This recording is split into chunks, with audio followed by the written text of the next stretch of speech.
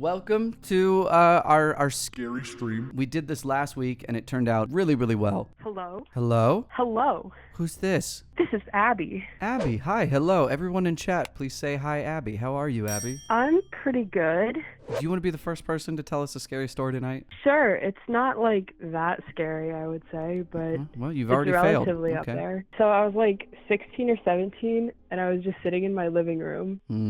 And we have two windows in our living room, and they were both open. And I live in like a neighborhood, so there's like one street going down the center, and then further down the block there's another street that like creates an intersection. Oh my god. And I could it was like dead silent for most of the night, and suddenly I just heard screaming coming down the intersection, and then it would stop for like a second, and then it would start at the top of the intersection again and then go, and like it was too fast for it to be like one person running up the road and like running down again screaming. And it was the same pitch just over and over and over again for like 30 minutes straight, and I just was sitting there in fear. You didn't go look? No. Why didn't you? I was a 16-year-old girl. What was I gonna do if it was someone cracked out? Yeah. I'm not taking that risk. That's honestly the only thing you really could do is just get killed. So good job. Yeah. I wasn't taking. Uh-oh, we lost Abby. Abby? She was the intersection ghost. Hello? Hello. Hey, who's this? This is Taylor. Well, Taylor, you have the floor. Let's hear it. Well, I want to preface this story that prior to 4 years ago, I did not believe in paranormal or ghosts, but this made me start therapy and hire a medium. Oh my God, that's pretty serious. Yeah, it was super fun. I was freaked out. So about 4 years ago, and sorry for the heavy, my mom committed suicide. Oh, I'm sorry. So I moved from. Oh, it's all right. I moved from Texas to Utah to live with family, and I moved into my old childhood home where my mom had committed in. Anyway, she had this mirror that I loved, and she's had it all of her life. She always did her makeup in it. And so, of course, I took the mirror from her bedroom and put it in mine. And about 2 nights later, Taylor. I didn't believe in paranormal and ghosts. Give me a break. But still, mirrors are weird. How do they do that? Go ahead. Anyway, so 2 nights later, I wake up in the middle of the night, and I sit up in my bed, and I come where it had to be a nightmare, but I come face to face with this scary looking woman in the mirror just staring at me. I didn't recognize her. She was super pale and had like dark eyes. Anyway. So it didn't look like your mom? No, not at all. Anyway, I froze. I became paralyzed, and I could hear from outside my bedroom my sister in the kitchen, and I was screaming for her. And suddenly I fell back into my bed, and I quote-unquote woke up, and it was morning. And I went to my sister, and I said, how come you didn't hear me screaming or anything like that? And she said, I didn't hear anything. I said, you were in the kitchen, yeah? And she said, yeah, I was making myself a grilled cheese. And I said, I was screaming for you. And she said, I didn't hear a damn thing. And I was like, oh, cool. And I happened to bring this story up in a restaurant, and a lady approached me, and she's like, hey, I'm a medium. I heard your story. I know you've never met me before, but I'm really interested in kind of checking it out. And me being not the brightest star in the sky, was like, sure. And she immediately went to my room, and I stood outside the door because I was freaked out. And I didn't tell her very much, but she grabbed the mirror and she blessed the room, and she put a cross in my window. And as she was taking the mirror, of course I was sad because it was my mom's mirror. And she's like, no, we have to shatter this. We have to bury it. And I was like, okay. And she explained to me that my mom, when she left, she might have left a portal in the mirror. But yeah, I was paralyzed in the middle of the night screaming for my sister, and apparently she did not hear any of it. It was terrifying. That's awful. Thank you so much, Taylor, for calling in. I'm sorry for your loss, and we love you. Give it up. Golf clap for Taylor, everyone. Bye. Fuck, she got me. Sure. Huh? Natasha. Oh my God. Hello, Natasha. Hello. How are you doing, Dad? Tipsy. Feeling a little warm. Remember how I told you that I lived in a haunted house? I do. Okay. So, I know a fair few mediums in my life. Have known, still know. This story starts mid to like 2010. There was a kid in my town that went missing. Uh-oh. Still unconfirmed if he was murdered or if he like just fucked off into the wind, but that's what I would do. He left. But... Yeah, he was getting ready for school. He went to the gym because there was like super early open gyms, and disappeared. The last time people had seen him was there's a knockoff gas station of some sort in the middle of who knows nowhere, southern Utah. The last time they had seen him, he had gotten in a pickup truck with some guy, and then they just took off. He's dead. It went on, most likely, yeah. Yeah, that's what happened. Everybody assumes that he's dead, but this is where it gets creepy. Okay. Ooh, that was good.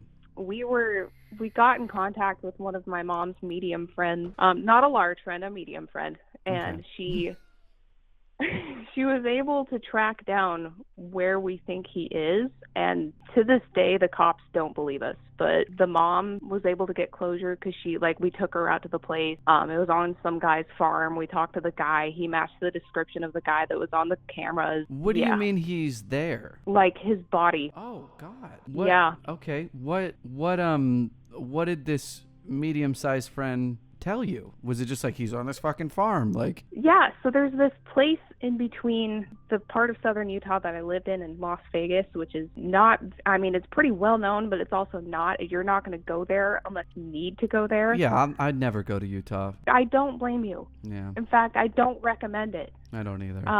There's a strip of land called the Gorge, and it's like a tunnel between mountains, and it splits off into nothing, like flat, save for a few cactuses every now and then there's like farmland, but all the farmland is like Utah. flat. So like Utah. Yeah.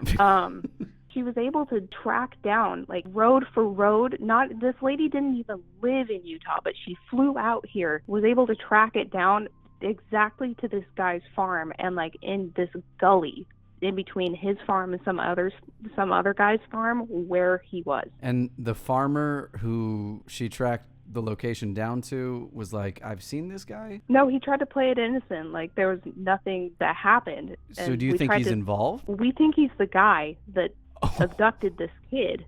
Fuck. That's not... And the cops still don't listen to us. They're like, nah, we don't believe we'd have you. to dig. That's fucking a lot. Their boundaries only go so far, and that at that point it crossed state lines into Nevada, and so they're like, meh. Can you imagine getting away with murder and then some random fucking people show up and are like, Jesus told me that you killed this kid?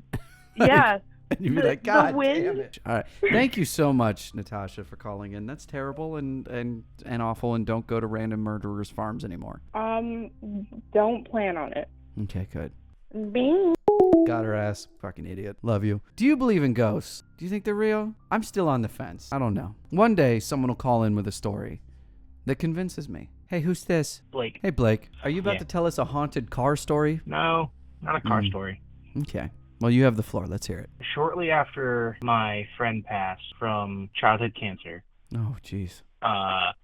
His parents and people that were close to him were starting to get like signs from him. I shared a room with my brother, and like all of a sudden the lights would start flickering, like the room would go cold in the middle of the summer. Not supposed to happen. No. And then his parents' house, for like 2 years straight, there was like an angel embedded in like the grass that just showed up randomly and was just there. You mean like the figure of an angel, or like there was like a thing like stuck imprint. in the ground? Like an imprint of like the angel in the grass. Okay. Yeah. That's weird. Did it look like was it like the grass was smushed down, or was like the grass dead in the shape of an angel? No, it was like bright green, like vibrant green. Ooh, so it was greener than the rest of the grass. Yeah. That's pretty consistent with an angel, huh? I don't know. I don't either. But I went over to the house and it was there, and it just showed up, I guess. That's crazy. Was there more shit than that, or was? They said like butterflies would show up in the middle of winter. Oh, they had the same thing where the lights would flicker, house would go cold. That's a really cool thematic device. Butterflies showing up in the middle of winter. Like, imagine like a big fucking giant juicy monarch butterfly, and there's like 6 feet of snow outside. That'd be creepy. It's weird. And then I still had another story. No, go for it. So this one's short, but my great-grandmother, she died in the house that I lived in, and she died in the room. Like, it was her time to pass. Nothing like, wasn't like killed or anything. But I lived in the room that she died in, and it was pitch black outside. But like I have blinds down. There's no light in my room at all. I wake up in the middle of the night, and there's just a white figure. I didn't know what she looked like. Never seen her. And then I saw a photo a couple months later, and it was her. Like a photo of your grandma? Standing in the middle of the room. Yeah, of my great grandma. Oh God.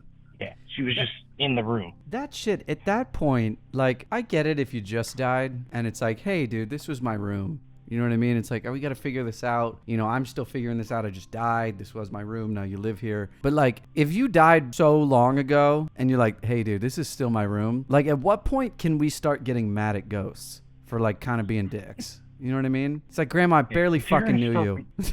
If you're still going to live here, you got to start paying rent. You got to pay fucking rent. Maybe hit her with a fucking an eviction notice next time you see her. Right? I guess we kind of did that when the house caught fire. You're leaving either way. Thank you so much for calling in, Blake. I appreciate you very much. Thanks for taking the call. Of course, you have a good one. Bye. You too. Bye. Damn it. Hello? Dad? Okay. Well, we'll try again next time. Hello? Hello. Hey. Who's this? Who's this? This is Axel. This is Axel? Yes. Like the car? Spelt like that, yeah. Okay. Yeah, let's hear your scary story. Okay, so this was when I was in 4th grade, and I've just always been a very paranoid person. Like, ever since I was young, I thought someone was going to come in our house and kill me. Yeah, Susie's like that. I made sure to, like, lock doors all the time, and one night my sister was at a sleepover, and I shared a room with her. So before I went to bed, I checked every single nook and cranny in my bedroom, and it was summer, so I was allowed to lock the door. And so I locked the door, I crawl up on my top bunk, and I get ready to go to bed. Wait, hold on. I'm sorry. Why were you allowed to lock the door? Because it was summer. Because I didn't have school the next day, so my dad didn't have to wake me up. Okay. I thought you were like, you only get one season a year for tab privacy. Okay, go ahead. And some backstory to this is that I had a slight fear of porcelain dolls. And my sister had one that was like this blue dressed umbrella, but with a porcelain doll on top. And it was terrifying. I hated it. Who the fuck makes that shit? Who's like, I want to make toys to bring joy to children, except I hate children and I want to scare them.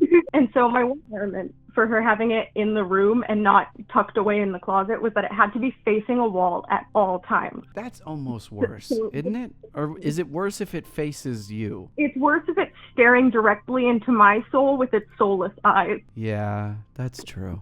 That's definitely and true. So I have this room. It's completely locked up. I know there's no one in there. I've checked every single nook and cranny of this room as I go to sleep. Now I sleep on a top bunk. And so this made it slightly more terrifying. I go to sleep and then I wake up because like I feel like something is watching me.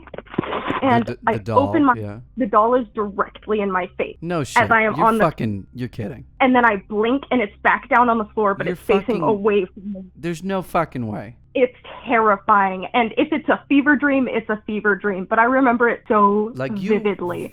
Like real life, not like that. It was in your face and then it was on the ground. Yeah, it was the scariest thing that's ever happened to me. And I was too scared to even scream. And I was like, nope, I'm going back to sleep. And then I just shut my eyes, looked at, stared with my back to the doll, face against the wall so that I couldn't see it. Why didn't you break it? Because my sister would have killed me. It was like Mars or something. Absolutely, she could get fucked. If the doll was teleporting to my face and teleporting away, and I was like, that's reality, I would get up and I would break the doll into pieces. And I I'd be also like, problem didn't solved. tell him. What'd you say? Because I was scared they were going to send me to the loony bin or something if I told them that. That's why you break the doll. Like, I feel like half of scary movies are people like, shit's moving around, like fucking, or especially doll scary movies. It's like Annabelle's fucking following me around room to room. Fucking destroy Annabelle. It's a doll. So what happened after that? After that night, I didn't tell her what happened, but I was like, the doll has to go in the closet. It has to go in the very back in the corner of the closet where I can't see it because I wasn't allowed to use the closet. That's where all her clothes went. Yeah, second class citizen. She's my older sister. So. Oh yeah, you can get used to that. Yeah, and so that was basically it. It got put in storage the next time we moved, and I never had to see it again. But absolutely terrifying. Hated it. Where is it now? Is it still in storage? I'm assuming my dad hasn't paid for the storage shed in years, so probably auctioned off to some person. Oh, and the cycle continues, huh? Wonder if the doll's caused any mischief. Probably has. Thank you so much for calling, Axel. Yeah, no. Thank you for having me. Of course. You have a good night. You too. Bye. Bye. Oh, damn it. Hello. Oh shit, this worked. Okay. Oh, fuck. What's up? What's your name? Actually, my name's Zuzu. I just got that gift something, so that was pretty rad. Ooh, look at that. Everyone in chat say hi, Zuzu. How are you, Zuzu? Hello. What's up? I'm good. What do you got for us? Well, you guys want to hear weird stories of my night terrors? Because I've got a bunch. Of course. Tell us about your fucked up mind. So, when I was a kid, we used to live in, a house that I don't live in now, and it was definitely haunted by my dead grandpa. My parents can confirm this. Again. He died in the house. Get the fuck out of the house. You get a We year did. tops. We did. No. I'm talking about him. Get the fuck out of there, Gramps. Look, he died in the Jesus. house. We had the chair where he died in. He's so like, I bought this for $100. I'm not leaving. Like the whole house. Exactly. I moved when I was 6. So, but my parents can definitely remember the fact that every night I would describe him standing over my bed. He's like, who are you? Fuck you. I'm dead serious. Okay, so the one good thing is the fact that even I remember this. This is mostly me recounting stuff that my parents told me because I was kind of too young to really remember. But I remember it being comforting, like a protective spirit, sort of. I wouldn't care if it was Michelle Obama. If someone's standing over me when I wake up, I'd be like, fuck you. True. Yeah. So the main things that I remember about him, obviously I would describe him, but I remember, being like, okay, he was in a long coat and he had not exactly a top hat, bowler hat, but one of those old-timey hats, which makes sense because he was an old dude. So that's I don't know, old dude dress. Well, why can't you have, if you die, why can't you just, wear anything you want? I don't know. Wouldn't you be like, yo, I died in 1940, but I want Yeezys. You know what I mean? Yeah. I don't know. That sounds like it would be better, but I guess you have to stick with the stuff that you died in. Maybe. These rules are dumb. Go ahead. So he's in a bowler hat. A bowler hat type of thing, whatever. So remember that description, because it will come back later. Okay. Cut to years later. I'm around, 18. At this point, I've been having, night terrors and sleep paralysis, mostly, at least weekly. This is a common thing. Still goes on.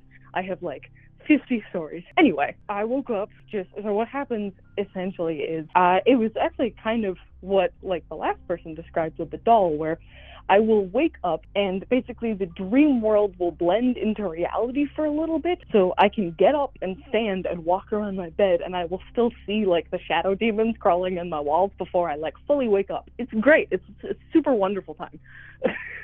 Okay. Yeah. So fucking, it's the worst. One day I woke up and I shot fully up in bed and I could see, it was just for a blink, a tall man standing above my head, kind of bowler hat, top hat thing, long coat.